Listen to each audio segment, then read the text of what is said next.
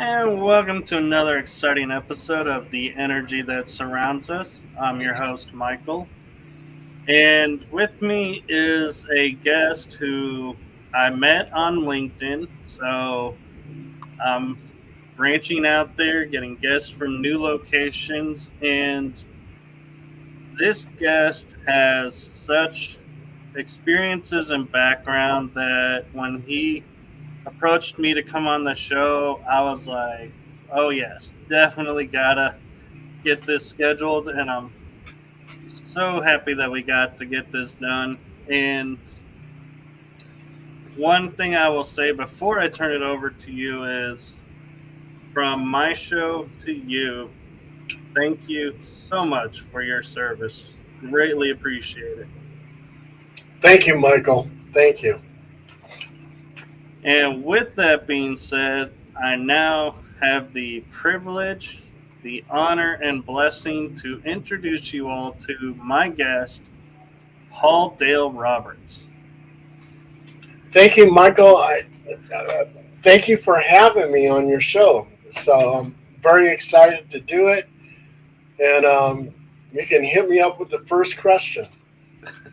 Well, the first question would be is for those who are not familiar with the terminology, can you explain what a Fortean Investigator is and also tell a little bit about yourself for those who may not recognize your name or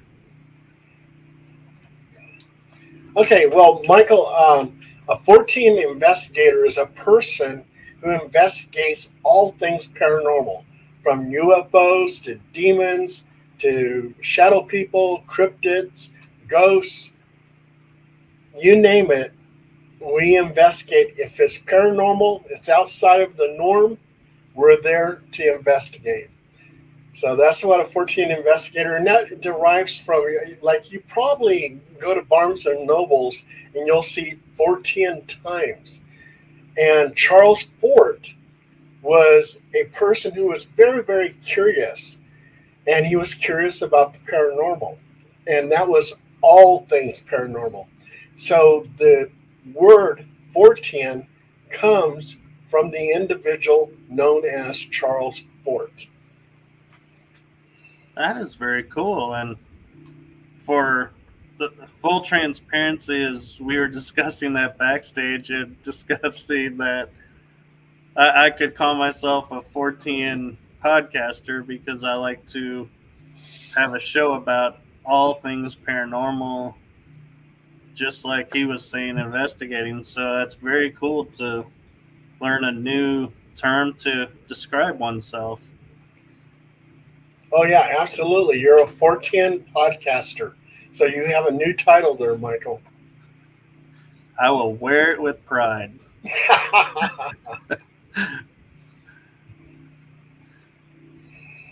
So, what got you started into the paranormal? Was it your dancing, or how did that come about? How much time do you have, Michael? Um, I have as much time as you want. Well, it all started off when I was a child.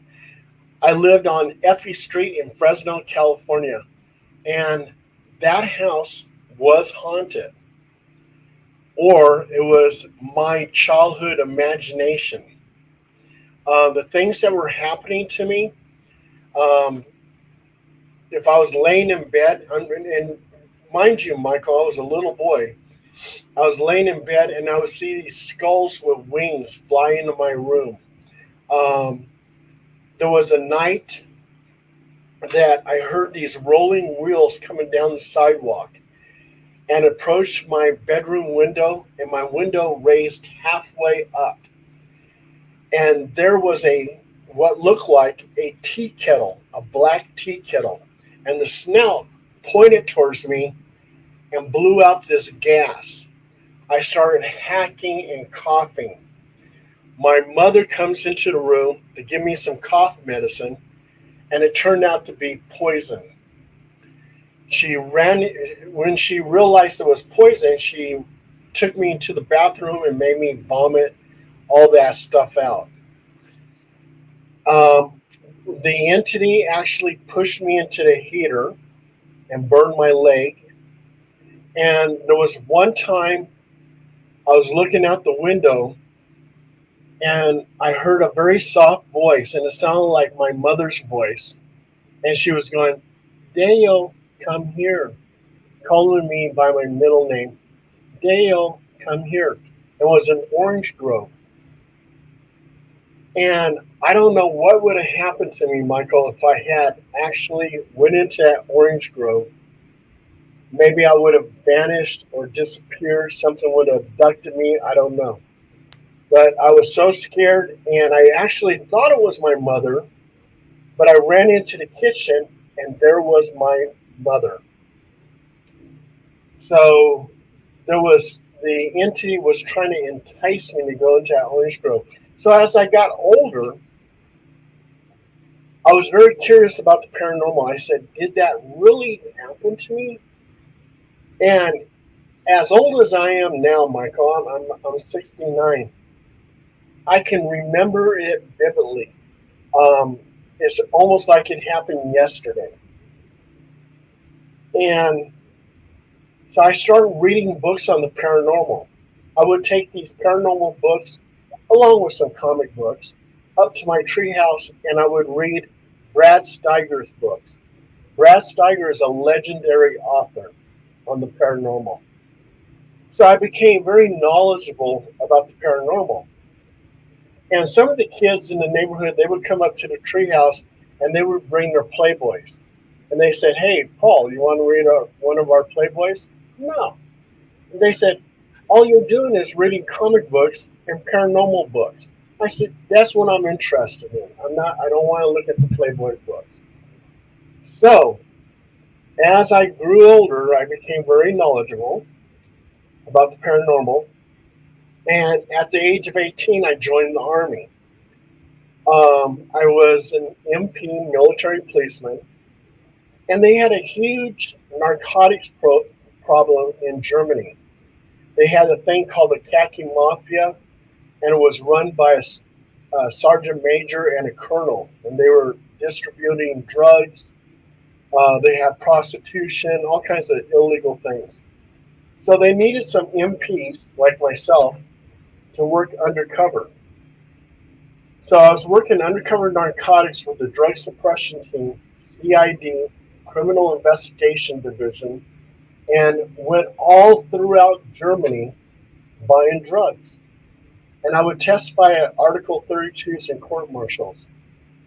This is where I gained my investigative skills of interviewing people and seeing if their story is consistent. So that helped me to become a paranormal investigator. But little did I know that I was going to be a paranormal investigator. So I got out in 1976. I left Germany, got out in 1976. They put me, my life was in danger in Germany because I was busting so many people. I was busting GIs, and I was working with the German Kripo in busting German civilians who were dealing narcotics to the GIs, to the soldiers. So they put me at Fort Hood, Texas, and I was under General Patton Jr., which is the son of General Patton, and with Second AD Hell on Wheels. So one of the things I remember about General Patton, he came up to me and was inspecting the troops, and he looked at my boots and he says, Paul, did you, no, he goes, Roberts, did you polish your boots with a Hershey bar? So it was like, oh my God, I don't want to piss this guy off. But anyway, I got out in 1976. And when I was working undercover narcotics, I would go to discotheques to bust these drug dealers. And I would watch people dance. And I said, boy, I could probably do that. And before I knew it, I became a good dancer. So I became a good dancer in Germany. And so when I got out, my first job was with Aurthur Murrays. So here I am. And I've become the third and fifth disco king in Sacramento. I'm dancing, doing all this crazy stuff. And I danced 205 hours, 8.5 days for the Guinness Book of World Records, and I was featured in Ripley's Believe It or Not. So, 1979 comes along, and they had this demolition crew that destroyed all these disco records. Disco died. I was performing on stage, and I was performing with Jeff Kutash's dancing machine, and we were the first number to share in Harris Tahoe. So I met Monty Rock the Third. I met Wolfman Jack, Cher, and so Suzanne Summers. I met a lot of celebrities during the time when I was a disco king. But in 1979, disco died, and I got booed off stage, and people were wearing T-shirts that said "Disco sucks." Wow. So disco days were over with, Michael. So I went to a movie theater, and I'm sitting there watching James Bond, and I was thinking in my head, I said, I wonder what those military intelligence guys did. So before I knew it, I was talking to the Army recruiter, and before I knew it, I was signing on the dotted line. I was going back into the service. So I became a 97 Bravo, an intelligence analyst with the military intelligence. I was with the Photo Interpretation Center in Korea, and I worked with image interpreters, and they would identify a little dot as a T-72 tank. And on one particular day, and the reason why I went into military intelligence is to see if military intelligence knew anything about UFOs. And we call them UAPs now, unidentified aerial phenomena. And on one particular day, Michael, 6 photographs came in. And those 6 photographs were taken from our reconnaissance satellites and reconnaissance aircraft. There were 6 photos of UFOs. One photo was a UFO that was globe shaped. The next one was disc shaped. The next one looked like a fireball. The other one looked like a boomerang. The other one looked like a cube. And the other one looked like a triangle. And on the back of each photo, it said intelligent movement. So that told me that military intelligence back in 1981 was investigating UFOs. And even though that Project Blue Book closed down in 1969, the military was still had its hands in the cookie jar. They wanted to know what these UFOs were. And each picture was part of a video. There's a video out there. So my job was just to give it a number. Each photo said intelligent movement, and I gave it to the DIA, the Defense Intelligence Agency, and they gave it to the CIA. And during that time, when I was with the Photo Interpretation Center in Korea, I had a top secret SBI clearance, Special Background Investigation. And on another particular day, Michael, another photograph came in. This time, it wasn't a UFO. It was a picture of what looked like an American being escorted by 2 Vietnamese VC in the jungle. A POW in 1981. And later on in the newspapers, it said that Special Forces knew all along that we still had POWs in the 1980s. So when we got reconnaissance photographs, let me tell you the routine how we did it. Okay, so me and another guy from military intelligence, we would be in a black sedan. In this black sedan, there's a play card that says, "Do not stop this vehicle for any reason at all." All the South Korean police, all the MPs, all the police whatsoever knew our vehicle going at high speeds to Osan Air Force Base. And my friend who was driving the car had one part of the combination to the trunk of the car. I had the other half. That's how you open up the trunk. Inside is a suitcase. He has the other one half of the combination. I have the other half. You open up the suitcase and you put the hot rolls, that's what it's called, hot rolls, into the suitcase. Those are your hot rolls are from the reconnaissance satellites and reconnaissance aircraft, taking all the pictures of North Korea and Red China. And then from Osan Air Force Base, we zip on down back to Seoul, Korea, Yongsan Barracks, the PICK Photo Interpretation Center, Korea, and dump those photos. So that's how we did it. After I left that, I became an OP4, opposing forces instructor, and I taught the Soviet threat. And that's including the WEF system, a wings, engine, fuselage, and tail section on how to kill aircraft, tanks, you name it. And also, too, I had to teach all these different special forces like the 101st Airborne, 82nd Airborne, Green Beret, Delta Force, you name it, Navy SEALs, on how to use AR-47s, AKS, which is a modified version of the AK-47, SVD sniper rifle. I had to teach all these special forces people how to use Russian weapons. And I became Corporal Dabowski. I had to wear a ski mask, Soviet uniform, black gloves, and pretended I was a Soviet defector. But a lot of those special forces guys, they realize, hey, that's that soldier. That's, he's an American soldier. He's impersonating a Soviet soldier. So anyway, that's when I got out in 1986. I've always been a pretty good writer. So, and I love comic books. So I became a comic book journalist. I was reviewing comic books. I interviewed William Shatner, Stan Lee. Stan Lee is such a nice guy, let me tell you. So I was interviewing comic book creators.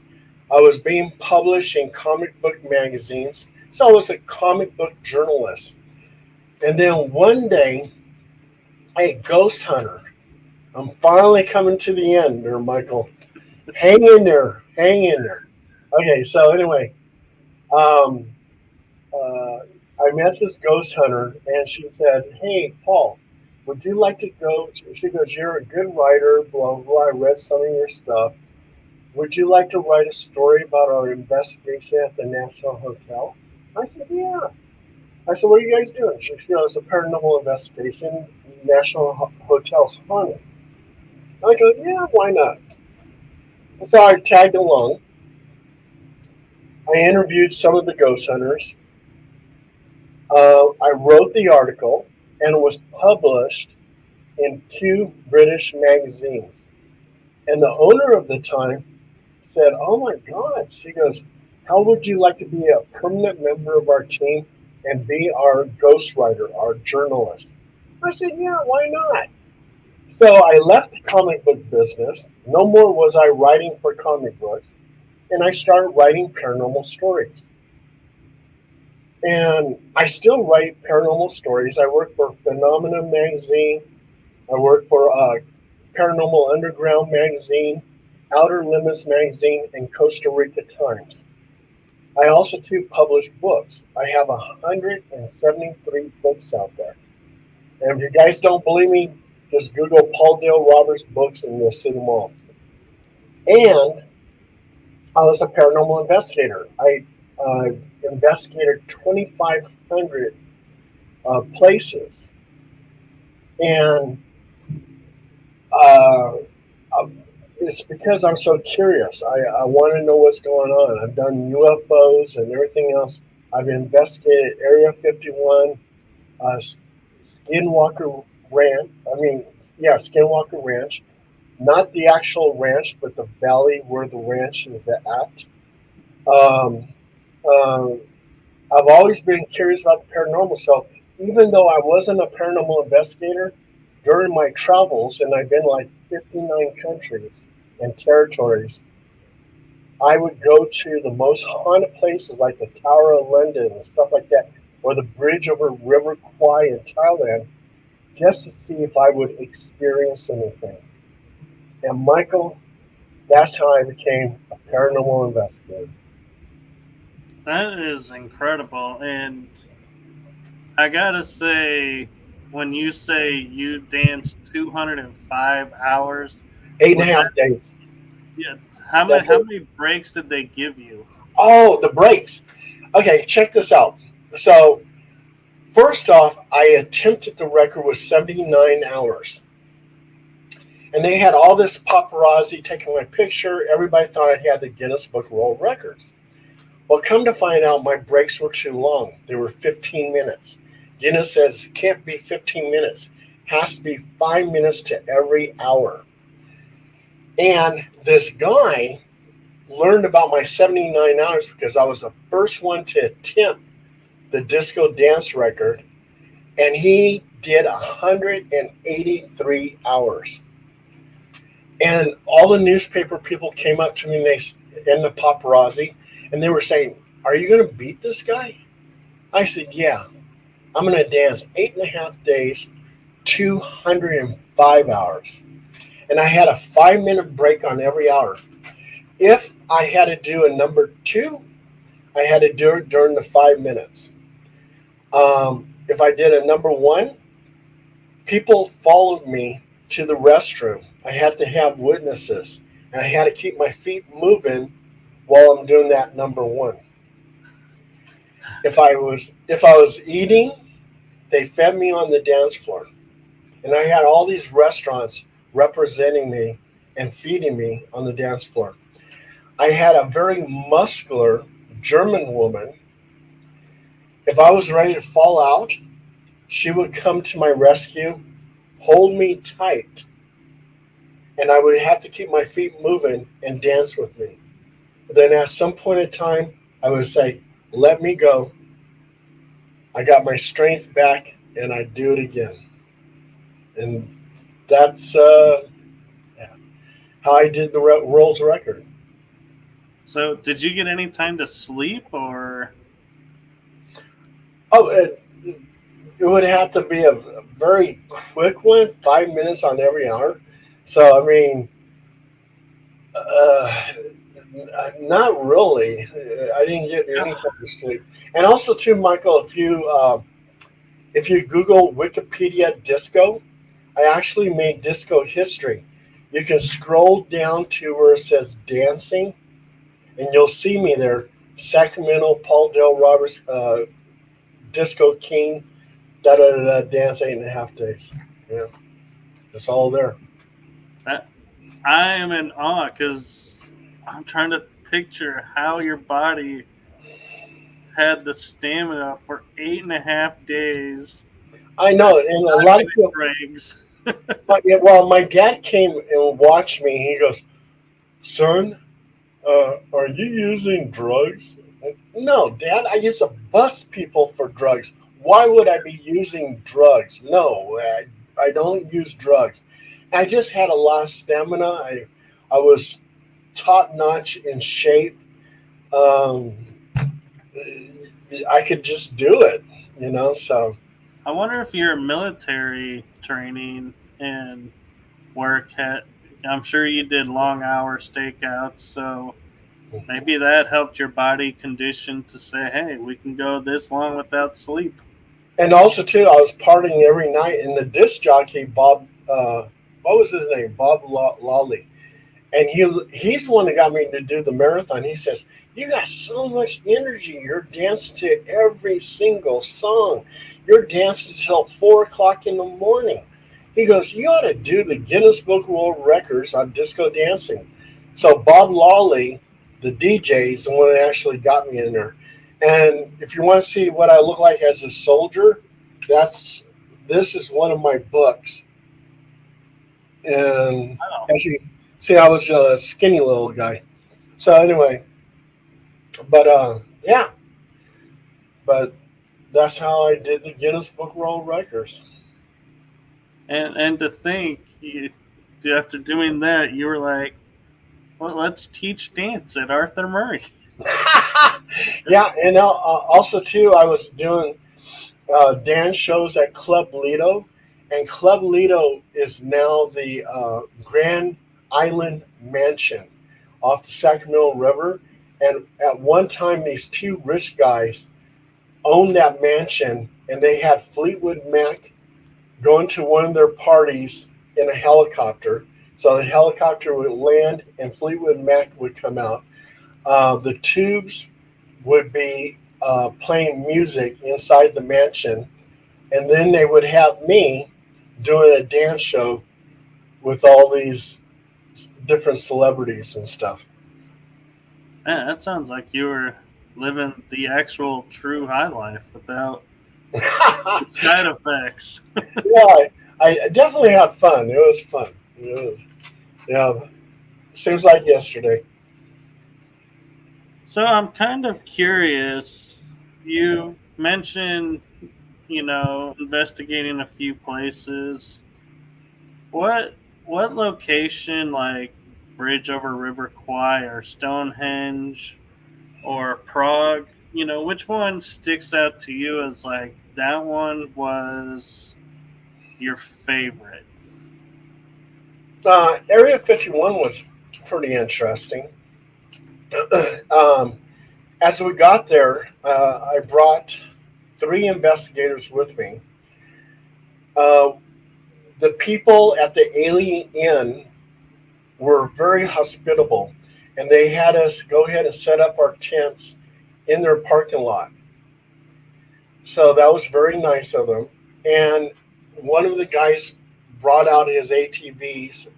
I think that's what you call it, ATV. And we followed him into an abandoned village at Area 51.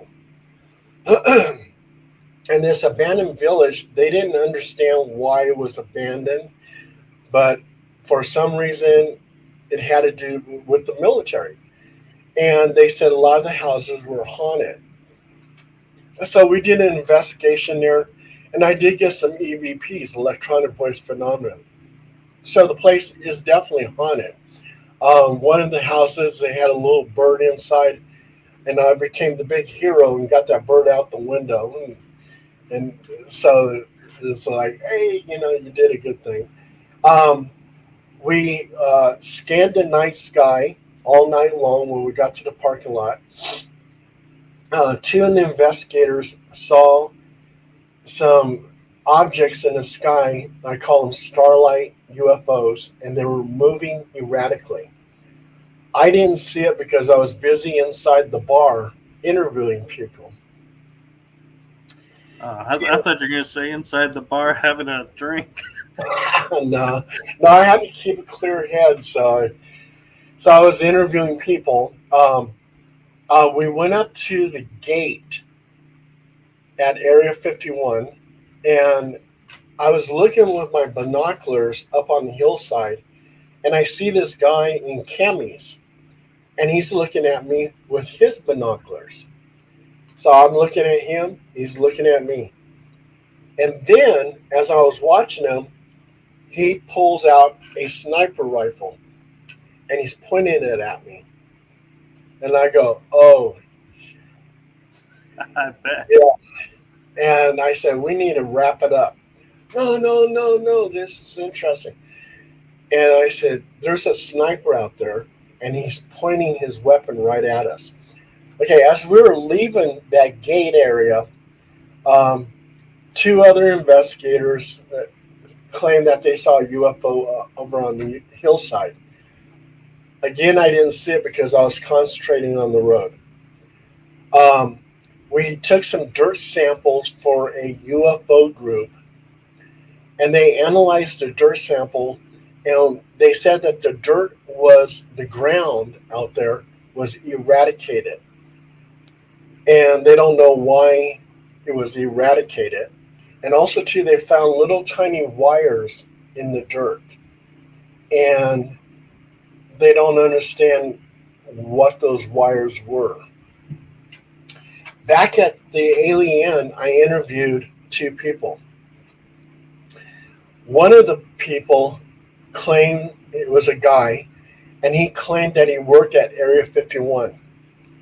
He says that they would transport him in a bus, and the bus would have blacked out windows. He says on that bus was Bob Lazar. He said that he vouched for Bob Lazar and said he actually worked there. At the Illi Inn, they even have a picture of Bob Lazar on the wall because they said he worked at Area 51 at S4, back engineering UFOs. So he vouched for it. He says he doesn't know what kind of work, because you have to have a need to know. When I was with military intelligence, I worked in this one little room, and a guard would take me into that room. The next room over, I didn't know what was going on over there because I didn't have a need to know.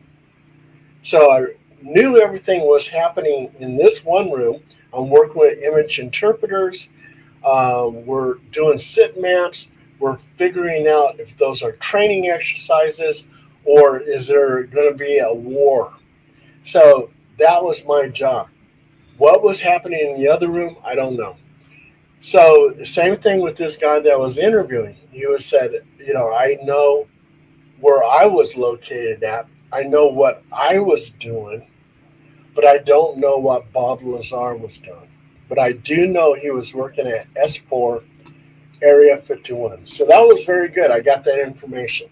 The next thing, and George Knapp actually tweeted that we were actually doing an investigation at Area 51. So a lot of people were listening to me to see what the outcome was going to be like. One of the other people that I interviewed was this woman, and she said that on one particular day, she heard all these sonic booms. Okay, well, that's natural because they're out there experimenting on aircraft. So you're going to hear sonic booms.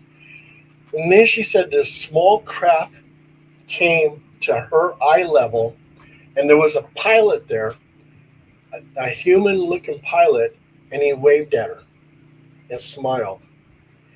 And then all of a sudden, his craft zipped up into the air and practically just vanished. So that was interesting, and she swears up and down that she actually saw that.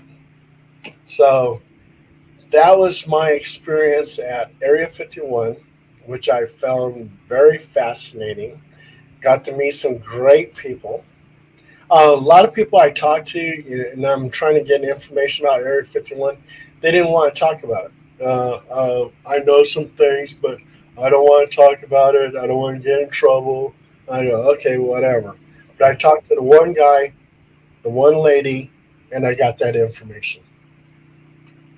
No, that's incredible information. And what's interesting is a lot of the people that I've watched doing interviews working Area 51 said the same thing. Everything was compartmentalized.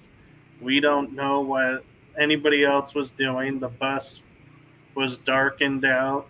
And so, yeah, it's interesting you brought up those facts because it's like, yeah, that validates what other people were saying there, whether they were there or not, but I don't know. But it's interesting, that they had the same story. And the other thing is when you say the lady saw a humanoid looking person in the craft, I have been talking with a lot of people about star races, and they say there are quite a few that do look human.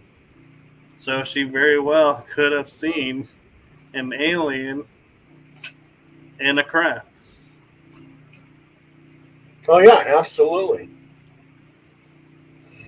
Yeah.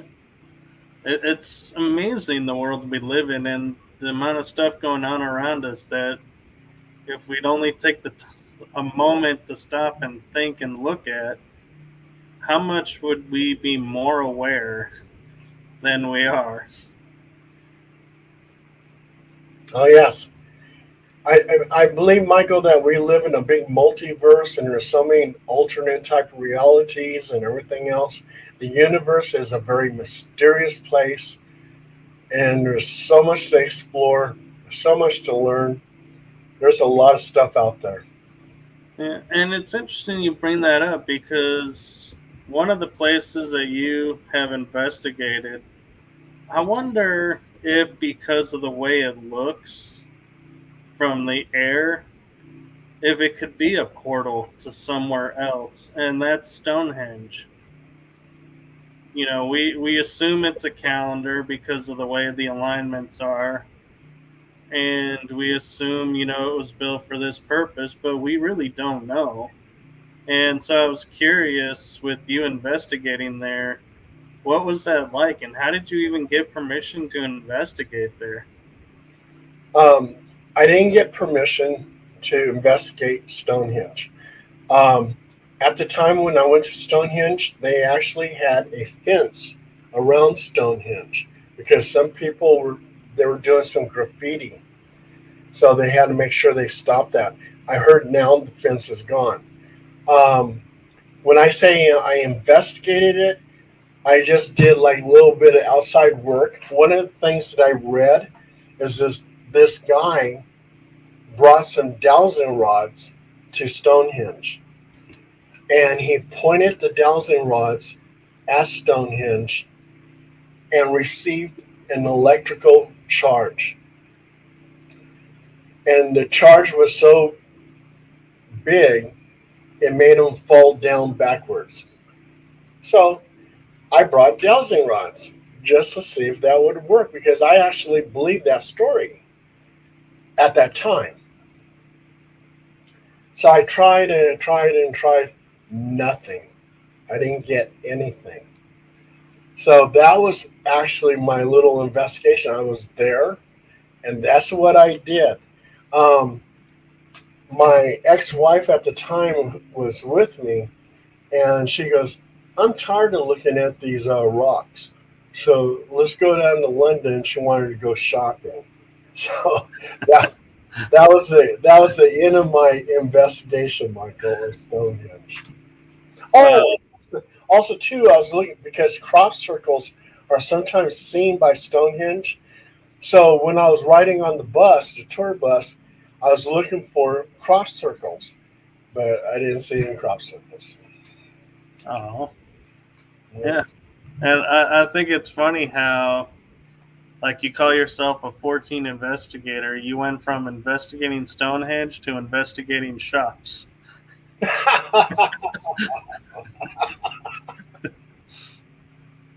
Uh, God.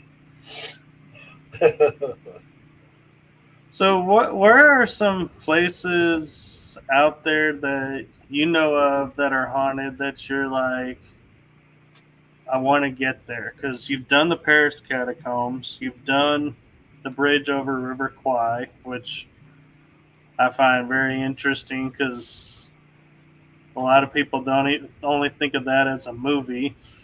And Michael, check this out. A lot of times when you investigate these places, you know, not all the times things happen. So I've done a lot of investigations where we absolutely got no evidence. Um, Spent a lot of time investigating and nothing. So it just all depends. And and what you watch on ghost hunting TV shows, and it seems like every single episode they get evidence. To be honest with you, I've worked a lot of the behind the scenes stuff. It doesn't happen that way. No. No, it's BS. To be honest with you, and the public who watches it, they buy into it. So which is kind of sad. I've seen some things when I've done my investigations. There was a case that I did in Citrus Heights, and till this day, it blows me away. And it's actually better than Stonehenge. I've done Jack the Ripper, Kwai twins, East Indian. East London's candlelit tour. And it feels depressing when you go to the murder sites of Jack the Ripper and stuff like that. But what happened in Citrus Heights, which I'm going to tell you, blew me away. It made me a believer of the paranormal. And what happened was, I was a new paranormal investigator. I took these paranormal investigators in training, which I call scouts. I took 15 of them to this home in Citrus Heights in California. And I put 5 in one room, 5 in another room, 5 in another room. And 10 of them in 2 rooms were falling asleep because nothing was happening. And then I go into this one room with 5 investigators, and you can hear a little girl giggling. I said, "Wow, do you hear that?" And they go, "Yeah, we're recording it." I said, "She's no more than maybe 2 feet in front of me, sitting on this corner of the bed, but I can't see her." They said, "Yeah." And I heard her giggle again, and I put my head down. I go, "Hello." And she goes, "Hello." I go, "Holy," I can't say the word. And I said, "Oh my God." I said, "Let's get everybody in here." So we conduct this seance in this room. All 15 scouts are in there. And as we're doing this seance, you can hear the little girl giggling. There's pounding on the walls. Then there's scratching on the wall, and it sounds like the Cenobites from Hellraiser going through the walls. And all 15 scouts are running out the front door. And I had to get them back. And I said, "You guys got to come back." I said, "This is like a breakthrough. We got to continue on." So they were reluctant to come, but they came. So we're all sitting around doing the Ouija board thing. And I don't do that anymore, but we were playing around with the Ouija board. We're doing the seance and everything else. And we had 3 walkie-talkies on the floor, and they're all on the same channel. And then all of a sudden, one of the walkie-talkie turns on and says, there's a man's voice, and he goes, "Get out!" All 15 are running out the door again. So the occupant looks at me. She goes, "Paul, I have to live here." She goes, "Why don't you send him home?" She goes, "I'll tell you what, you're welcome to spend the night in this bedroom." I said, "I can?" She goes, "Yeah, you can spend the night." Okay, so I sent all the scouts home. I go, "Okay, get out of here." So here I am in this bedroom. They got the video camera going, and I fall asleep. And on the video, you can hear some tapping noises on the headboard. You can hear a woman's voice saying, "Paul, Paul, Paul." You can hear a man's voice mumbling. And at the foot of the bed, you can hear a child moaning. And I slept through the whole thing. In fact, you can't even hear me snoring on that thing. So, that investigation at that Citrus Heights house blew me away. I became a total believer in the paranormal. I said, okay, paranormal is real. Because I was starting to have my doubts. As a paranormal investigator, sure, I heard the EVPs and stuff like that. But I wanted something, some real proof. I wanted to see something, to experience something, to make me a true believer. And I became a true believer.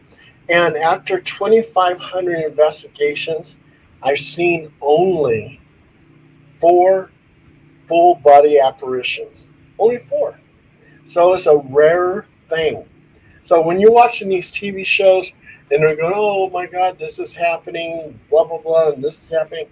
And it's every single episode BS. It's BS because it doesn't happen that way. All Right. all the investigations I've been to, there's so many times that just nothing happened, or you find natural causes.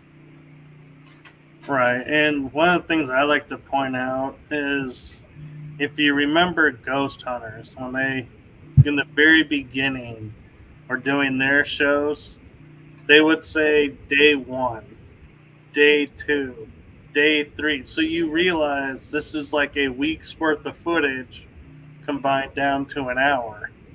So, but a funny story for you along the same lines, though, about the TV shows is there's a city near here, Jefferson, Texas, that's well known for being haunted, and they embrace it.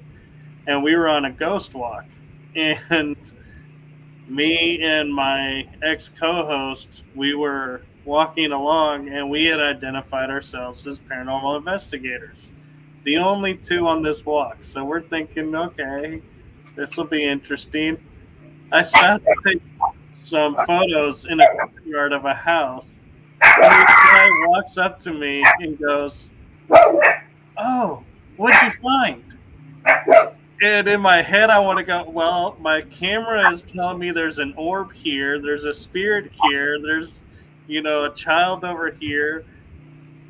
But what comes out of my mouth is, I have to put it on a computer to analyze it. I don't know what it is, what's there. I was like, this isn't TV. It's nothing is instant. No. Um, uh, Michael, have you ever heard of living ghosts? Not that I'm aware of. Okay, let me tell you. Chicago, Illinois, 1974. This couple, they move into this house, and around about 2 o'clock, 3 o'clock in the morning, they would see this man manifest and walk over to the couch, and a woman would manifest on the couch. And then he would approach the woman and slap her. And then they would dissipate and disappear. They would vanish. This happened a few times. And one particular day, they had a block party. And the host of the block party, he says, yeah, we do this every year. This is the way the neighbors get to know everybody. They said, these are our photo albums of past block parties. Would you like to look at them? And the lady goes, yeah, I would love to look at it. So she's thumbing through it. And she goes, oh my God, this photo here. She goes, this is the man and woman ghosts that haunt our house. And the host looks at the picture. He goes, what? He goes, yeah, they did live in your house. And they had domestic disputes. The police were there all the time. But they got a divorce. The man, the husband, lives 5 blocks down the road. The woman lives out of state. They are both very much alive. They can't be ghosts. But they are. And the reason why they are, because they're living ghosts. There is so much negative energy that was thrown up into the atmosphere that it replays itself over and over and over again. And Michael, we've had cases of living ghosts. One of our cases, isn't a living ghost, but it was the case of Emily. Emily is a ghost. and she's known to drain your energy. So the occupants of the house were saying that their energy was always being drained by Emily, the ghost. So we did an investigation, and one of my investigators goes, "Paul, I need to sit down, or I need to lay on the bed or something because I feel really drained." And I go, "Wow, I wonder if Emily's doing that to you." So I said, "Emily, if you're listening to me," I said, "kiss my investigator on the lips." And three of us are snapping pictures. And when we looked at the pictures, there's an orb on his mouth. And I said, "Emily, that was cool." I said, "Listen, if you're listening to me again," I go, "sit on his lap." So we snap a photo, and there's an orb hovering over his lap. That right there told me, and this is where I got it from military intelligence, intelligent movement. So what I do in my investigations is sometimes I'll put my hand on the wall, and I say, "If you're listening to me, appear by my hand." And they'll snap a photo, and there's an orb right in my hand if that house is haunted. Otherwise, there's nothing on my hand except my hand. And another thing to determine if something's paranormal, we had a case over at Del Paso Heights, and I snapped a photo of the backyard. And I noticed I had two designer orbs. Designer orbs are those orbs with intricate type designs in there, and sometimes you can make out a face. So I had these two designer orbs in the photo. And as I enhanced it, the photos looked like dogs. And so I asked one of my investigators, I said, "What do you see in that photo?" And they looked at the photo and they go, "I see two dogs." I said, "So do I." So I went back to the occupant and I said, "What is it you have in your backyard?"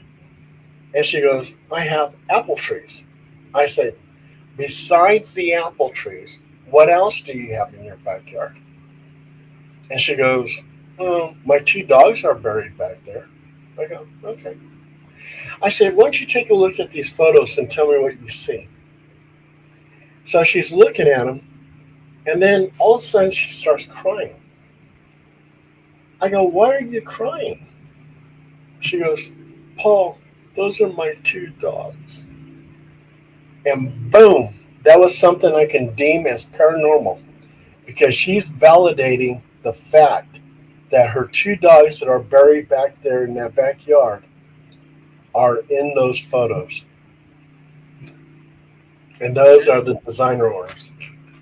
Those are the experiences I think as investigators we all live for, to have those kind of moments. And it's kind of funny, I was recalling a past experience on an investigation where you're talking about the orb with Emily.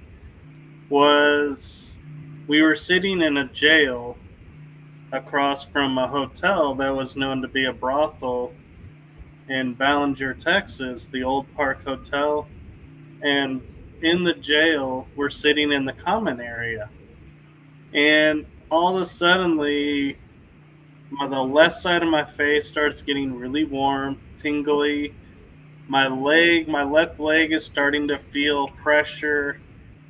And Dan Lefebvre, who owns Old Park, was there investigating with us, and he looks at me and he goes, "Are you okay, Michael?" And I go, "Yeah, I'm feeling like," and he goes, "You realize you have a ghost in your lap, right?"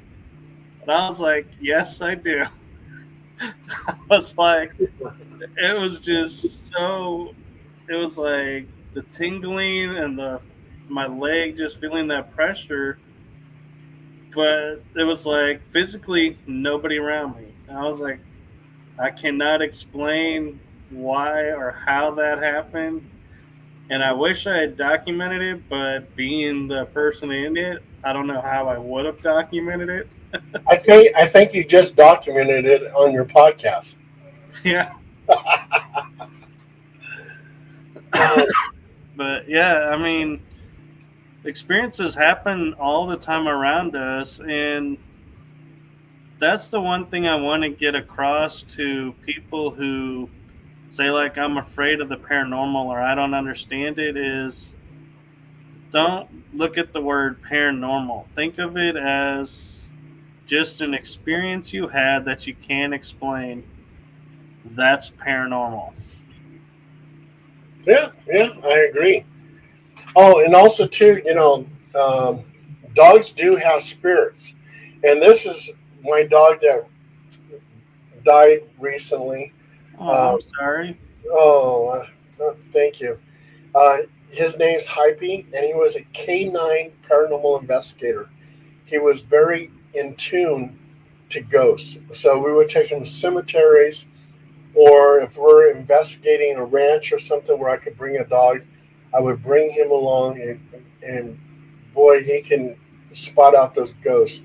Um, we have another dog now uh, to mend the healing, help us heal, and she's really good, and we're teaching her how to be a ghost hunter. Yeah, I have two that I live with, and a couple years ago, October, I lost my dog. Who, Oh, I'm sorry.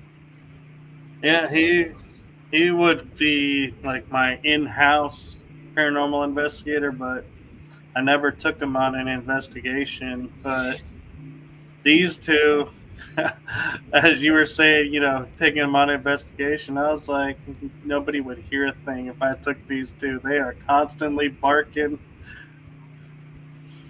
Oh, oh, that's amazing. Yeah, animals. I tell you, I mean, I love the animals that come to my house. I mean, I have two dogs, Irie and Champagne. Champagne's a Chihuahua. Irie is a Shih Tzu. And we have squirrels that come to the house for peanut butter sandwiches. We have opossums that come to the house. We have raccoons come to the house. Um, and yeah, opossums, raccoons, squirrels. Oh, feral cats. We have feral cats that swing by. So I love animals, and they do have spirits. They do have, when they depart, they do have a ghost that wanders about. So, Yeah, I can tell you when I had two Lhasa Apsos when I was growing up, and my dog that recently passed was a miniature schnauzer, and I can hear, even though it's carpeted in the area, because it sounds like it's in the hallway of my house that I was in at the time, was carpeted, but I would hear their nails. Like they were on the hardwood floor trying to get their grip, racing to say hello. And I would always pause and I would pause the TV and I'd hear it and be like, "Oh yeah, that's just them saying they're here." Because I'm like, it's carpeted. There's no way a dog could physically make that sound on carpet. hey, Michael, I was going to ask you, do you like time travel? I do. Oh, you do? Okay. Well, there's a book out now by Tim R. Shorts and Sean Castile. And I have three of my stories in here. And it just came out. It's a very good book. It's called Weird Time. And in this book, I talk about the Montberly Jourdain case in Versailles, where they walked into a green fog. They found themselves back in Renaissance France. They believe they saw Marie Antoinette. They were interacting with a strange little creature with a black cape, a funny hooked nose, wrinkled skin, and a terrible smile. So, and then when they walked back into the green fog, it was a time slip. They we're back into their era in the 1930s. So I talk about that. I also too talk about my ex brother-in-law, Captain Crazy Jeff Boschel, and he lived in St. Thomas, Virgin Islands, with my sister Sharon. And the movie Captain Ron, they say, is based on him because Captain Crazy Jeff, just like his nickname, was very obnoxious. He's a very obnoxious type sailor, and he had a boat called the Orion, and he was also to the boat mechanic for Morgan Freeman, and he would take tourists to different islands on his boat and everything else. But anyway, he had a time slip. He needed to get away from everybody, and he went to an island, and I believe it's called St. Bartholomew or something like that, and it's in the Caribbean. And he was taking a nap on the beach, and he wakes up from his nap and he looks around, and he thinks there's a movie being made on the beach because now there's this huge wooden boat. There's these people that are dressed in 17th century costume, and they're loading crates into the ship. And Captain Crazy Jeff was very, very tired and watched it for a while and said to himself, well, it's got to be a movie because they make a lot of movies in the Caribbean islands. So he dozed off, and when he woke back up again, the ship, everything was gone. So as he reflected on that incident, he started thinking, was that a time slip? Did he actually somehow went back into time and saw that? So that's one of the stories I have contributed into this fantastic book. So if you ever run into it at Barnes and Nobles, yeah, pick it up. So. Yeah. And I'm kind of curious. I wish he had stayed awake because I wonder if the people loading the boat and on the boat ever saw him. Yeah. Because that would be, if they did, and start, came over to see it, or like, tried talking to him, then I could definitely say, yeah, that was time travel. That was a time slip. And also, too, if you have a time slip and you go back into the past, I do not believe that you're able to actually interact.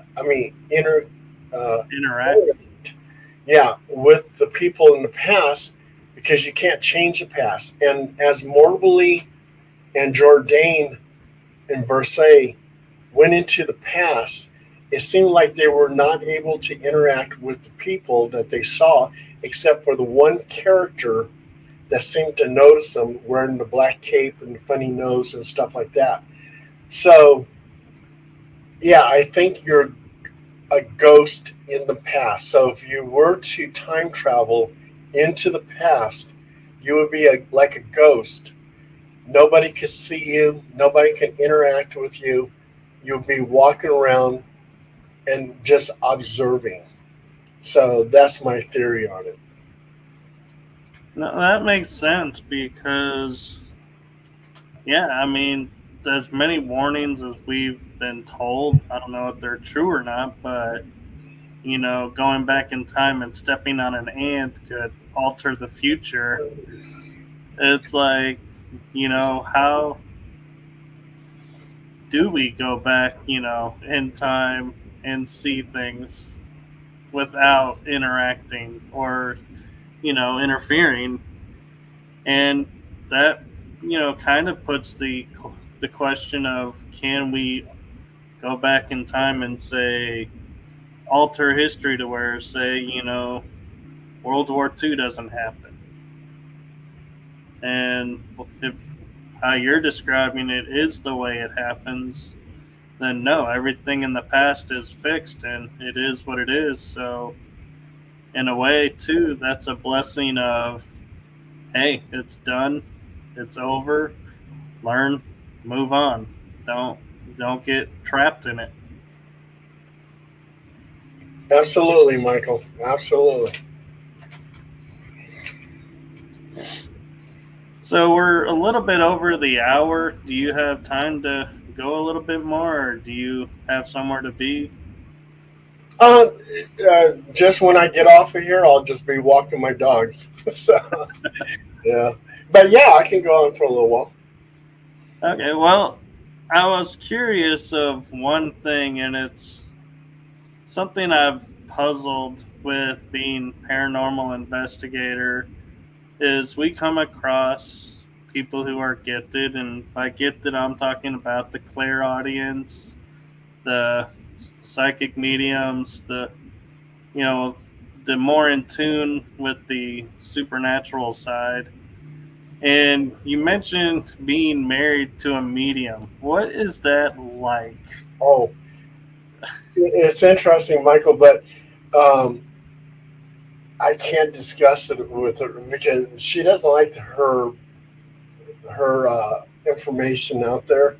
So I have to keep it on the down low. I'm sorry. Oh no, that's okay. I was just gonna be like, do you win any of the arguments?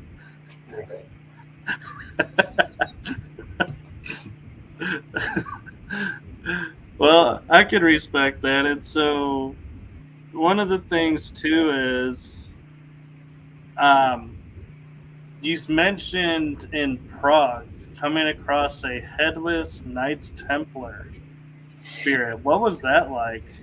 Um, no, I actually that's what I was investigating. Um, there's there's supposed to people have cited a headless Knights Templar in Prague in this certain area of the city. So I went to that area, and the only thing that happened to me because there was some cobblestone road is I felt like I was being kicked from behind, and I was thinking, "Wow, was that the ghost?" But it wasn't the ghost. My when I was walking on the cobblestones, I injured my foot, my Achilles heel, and it was all red and swollen. So, yeah, so that was my experience in Prague. I didn't, I mean, I was there, but I didn't witness anything really of the paranormal. I thought what my injury could have been paranormal, but thinking about it later, I feel that it was because of the cobblestone road that caused my injury. Yeah, cobblestones. If you're not used to walking on them, you got to be careful with those. So, what was the bridge over River Kwai like? Okay, very depressing. There was a lot of murder, torture, suicides over there. Um, um, so as you went there, and they also too they have mannequins dressed up as soldiers who are injured and stuff like that. Very depressing place. I mean, you have a feeling of dread when you walk in there.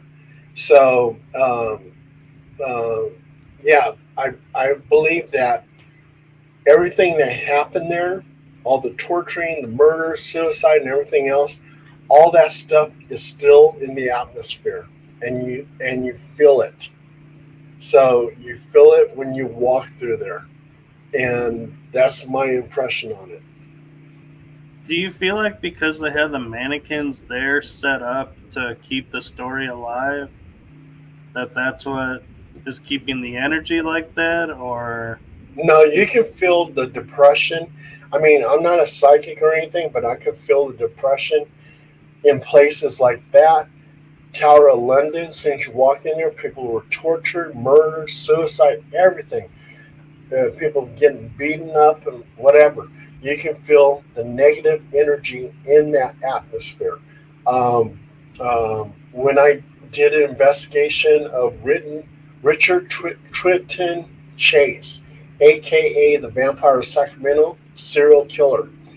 One of the houses, there was 5 family members there. They asked him, they said, "Why did you select that house?" He says, "Because they kept the door open."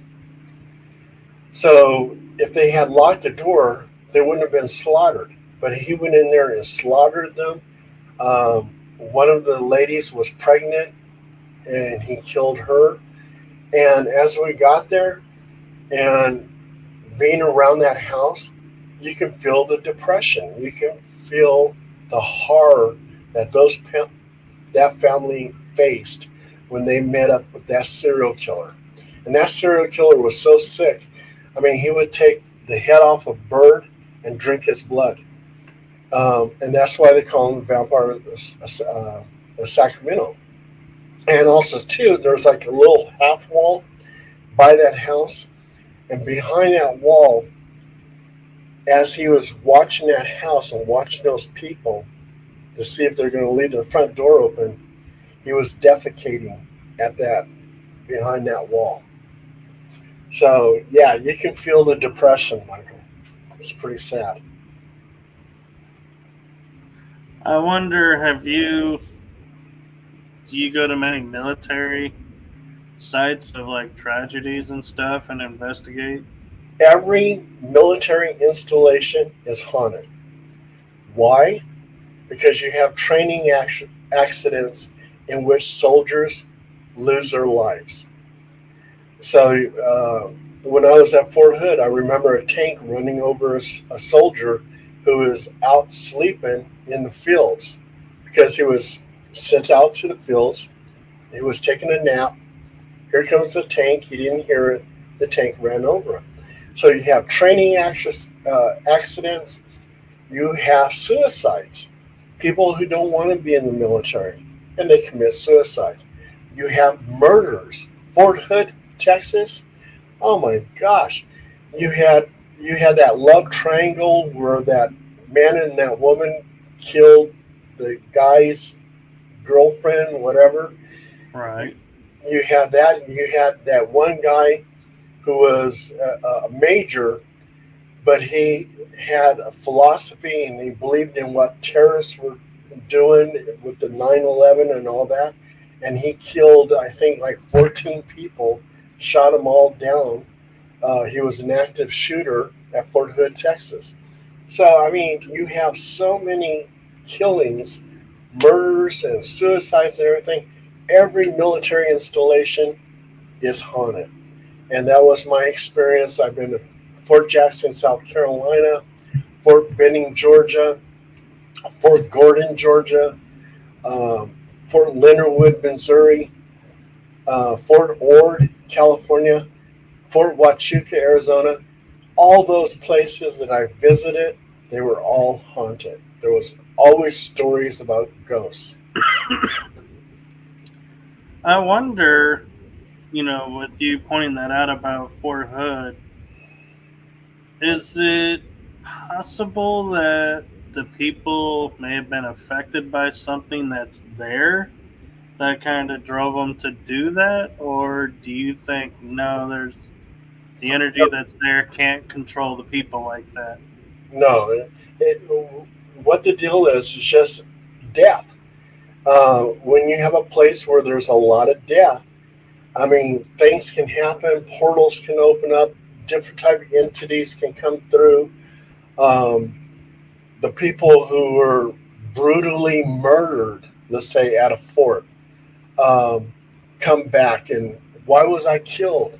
They're confused and stuff like that, and the place becomes haunted. I think before Fort Hood was there, it wasn't haunted, unless there was something happening on the land. But when Fort Hood was built there, and the things were happening, training exercises, murders, suicides, whatever, then the place became very, very haunted. And I seen it over at Camp Beauregard in Louisiana, Fort Polk, Louisiana. I mean, I seen it everywhere. So military installations are haunted. I also wonder, I believe it's Fort Hood. I'm confident of has the black copters and the black. That's Fort Campbell, Kentucky. I was stationed at Fort Knox, Kentucky for a little while. I moved a lot. I moved around a lot because I was in military intelligence, and also too, before that, I was with CID Criminal Investigation Division. So I went to a lot of forts, and I was at Fort Knox, Kentucky, and up the road is Fort Campbell, Kentucky, and that's where you see your black helicopters, and those are called the Night Stalkers. So those Night Stalker helicopters are usually the ones around areas like Skinwalker Ranch or whatever, where there's cattle mutilations, UFOs seen. Here comes the black helicopters, unmarked. Right. So, because the reason I was bringing up, I was thinking it was Fort Hood, is because there was reports with Stephenville being so with the UFOs and everything that somebody was saying, yeah, they thought they saw a black copter land at Fort Hood, and I was thinking, well, if those are operating in the area, can that affect the energy of the base with what they're doing? I mean, it's possible, Michael. Um, the only thing, from what I've seen from military installations, when people say, "Hey, these barracks are haunted," why is the barracks haunted? It was Joe Blow, and he was killed in a training accident, and he haunts the barracks. So it seems like things that happen at those military installations that causes death is what makes it haunted. All right, and that makes sense and everything, and I'm wondering too, with all your investigations, have you ever come across like the legendary, like say, woman in white phenomenon, or any of those types where they're like, hey, this is an omen of, and you're like, oh boy, now what do I do? Well, there's a lot of legends of the Lady in White. We've had Lady in Green, Lady in Red. So we get a lot of those stories, a lot of those type of legends. I mean, when I went to Belize, I'm right now working with the Discovery Channel's Expedition X with Josh Gates and those two investigators because they're going to Belize. So they read my article and they got a lot of information from my article. And I talk about the Stone Lady. She also too wears all white, and she's seen climbing up the pyramid. And they believe the legend is that she volunteered to be sacrificed.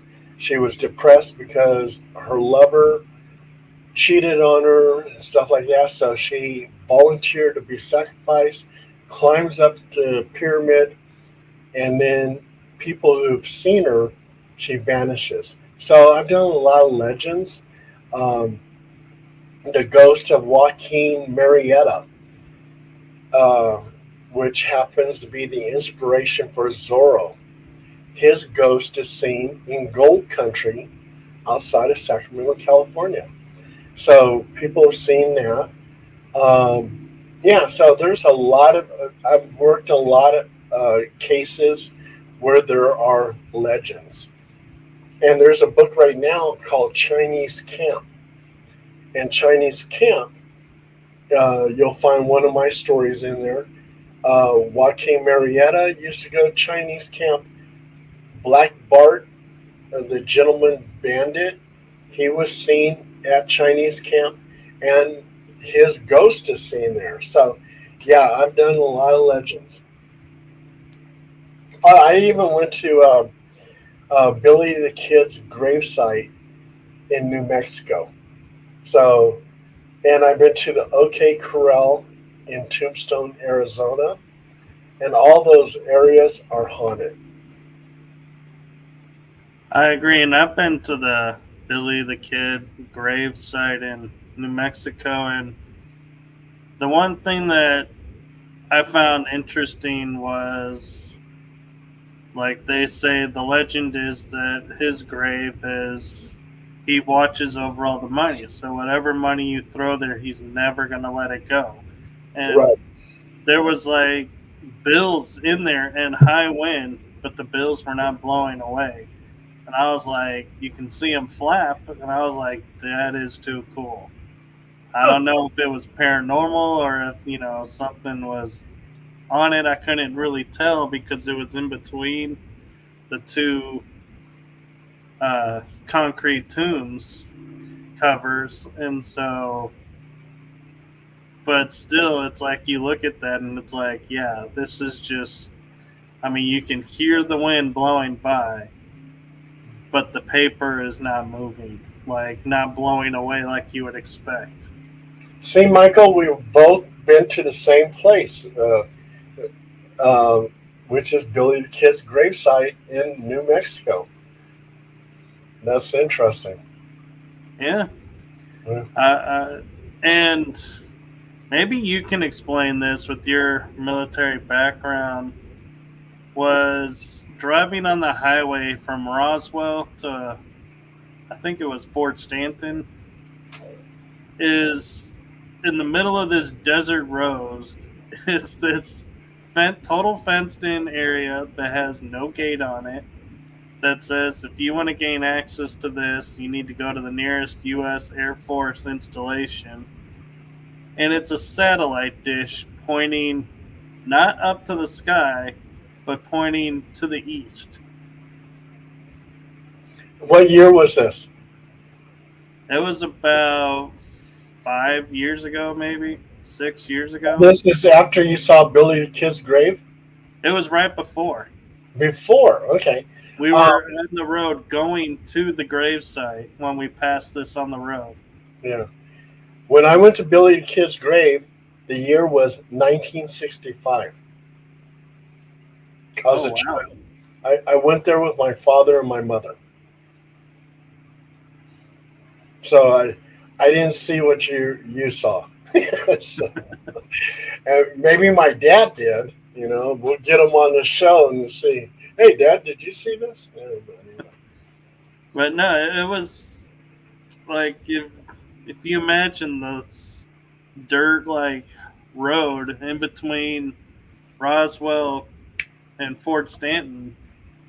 And what was interesting is we got out and was walking around it a little bit in front, and you could hear the humming, the electric, and there's no cars around us. And we turn around and start walking to the car, and all of a sudden, this U.S. government construction vehicle, and we say U.S. government because that's what it was on the plate, drives by, and we're like, where did you come from?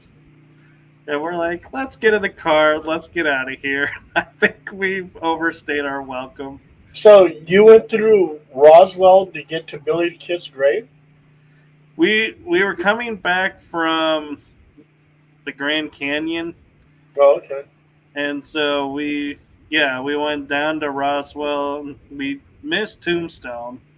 I forget. I think there was something going on that we needed to get back for, so we didn't have time for Tombstone. But we did a stopover in Roswell, and then drove over to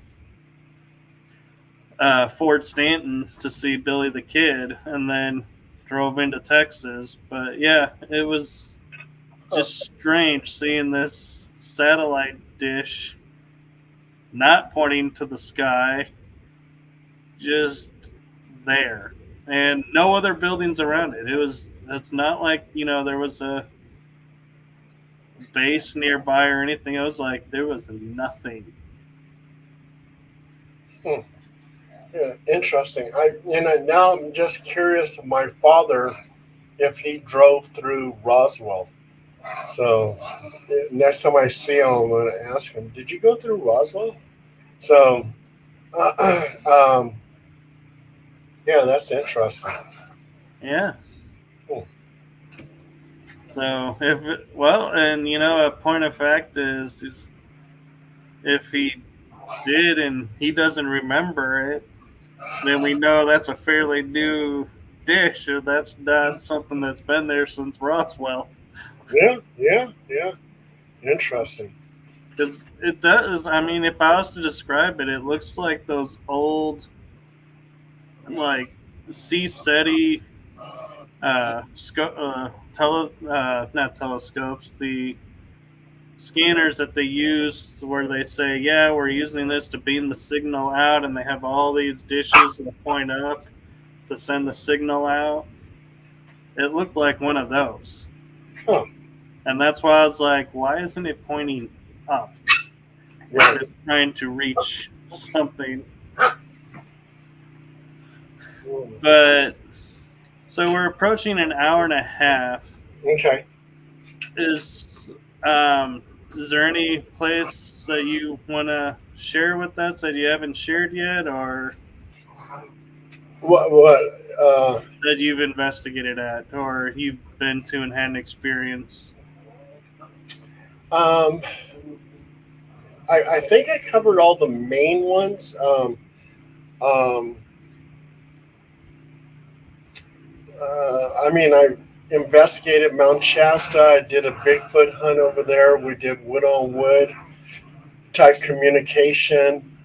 I hit a tree 3 times with a piece of wood because that's how Bigfoot communicate. And behind me, there was a rock thrown into the creek 3 times. And bears don't have their paws; they can't throw a rock. Right. So I actually believe that was Bigfoot. We also too had a psychic medium there named Holly DeLauder, and she was the secretary to Sylvia Brown, and she too, she too was a psychic, and she came with us to Mount Shasta. There was one point in time where she goes, "Paul, take a picture of me because there's something behind me." When I looked at the photo, you can see her, Holly DeLauder, but behind her was a tilted UFO, and that picture went viral um, uh, because it was so unique, and it was actually placed in Timothy Beckley's UFO book. So yeah, that was very interesting. Mount Shasta was very interesting. Um, I've investigated Monterey Bay because supposedly there's a underground UFO base in Monterey Bay, and people hear humming noises coming out of the bay, and they have no explanation for the humming noises. Um, um,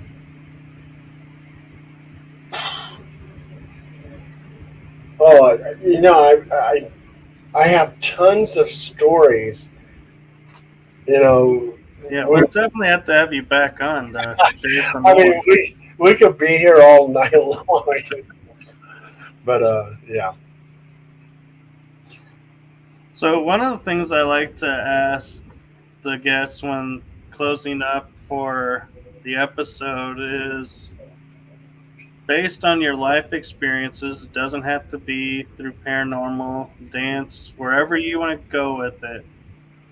From, your life experience, what is one golden nugget that you would like to leave the audience with?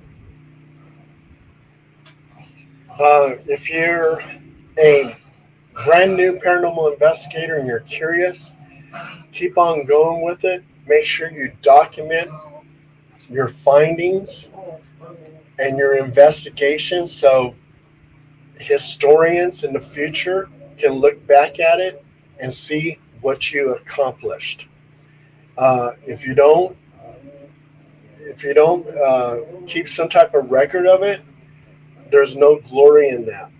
So, and I see so many ghost hunters, they'll go, "Oh, there was a good investigation last night." Okay, but what did you investigate? "Oh, it was confidential." Even if it's confidential, I've done investigations which the occupants don't want their name recorded. Well, just say it. Okay, I investigated so and so place, but you don't have to be specific. Record it document it, and let the public know what you did, because it's so important to get that information out, because we're trying to learn what the paranormal is. And if you don't document it, we'll never know. So that's my advice. Thank you. And thank you for trusting me to come on to the show. Well, thank you for having me on the show. So, yeah, and if you guys want to, find who I am, all you have to do is Google or Bing me, Paul Dale Roberts. And if you want to see my books, Bing me, Google me, Paul Dale Roberts books, and you'll see all my books. So. Okay, and I do have links in the description. And so if I'm missing any, let me know and I can edit them in. But thank you, and thank you to everyone who's watching. I greatly appreciate everyone, and thank you again, Paul, for being available on such short notice. I'm so grateful that you came on and shared with us what you have. And so, to everyone out there, I wish you a wonderful night, wonderful day, wonderful afternoon, wherever you are in the world. And as Paul pointed out, if you have an experience, document it, because that's the beauty of life. That's one way to keep our memories and ourselves alive, even when we're gone, is to have a record in print or video or however you want to do it, to show you were here. That is one way to keep your legacy alive.